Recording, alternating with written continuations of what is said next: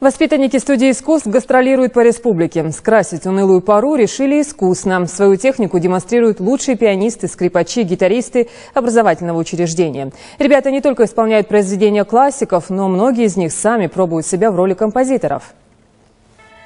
Пианисты, скрипачи и гитаристы исполнили сочинения великих классиков в роли зрителей, учащиеся средних школ и детских садов.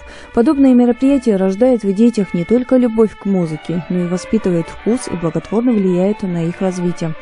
Воспитанники студии искусства развивают свое мастерство благодаря таким преподавателям, как Галина Дружинина, которая в республике находится совсем недавно. За время своей работы с ингушскими детьми она удивляется их мастерству и желанию посекать новые горизонты творчества. Ингушские дети, я считаю, что очень талантливые, очень музыкальные. Я ни одного ребенка не могу сказать, что он в чем-то отстает.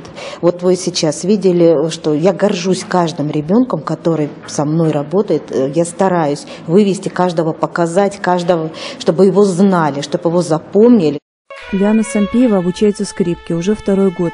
Недавние гастроли, хоть и не самые первые, но все же очень значимые для девочки. И они, по словам самой Лианы, принесли очень много новых впечатлений. Я запомню, как у нас там маленький мальчик и вместе с девочкой вместе танцевали, когда девочка играла на фортепиано. Запомнила, как нас все снимали, как нам детки хлопали маленькие, и в школах как нам хлопали.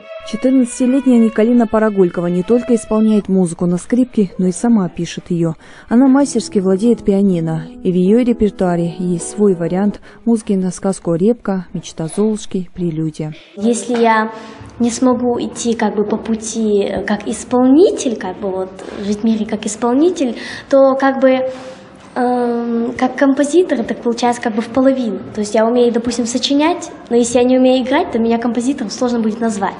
Гастроли по республике не предел для учащихся студии искусств. Ребята уже побывали во многих странах Европы, но для начинающих юных музыкантов это стимул к дальнейшему росту. Далее Плиева, Магомед Дидигов, Новости 24. Спасибо за внимание и до встречи.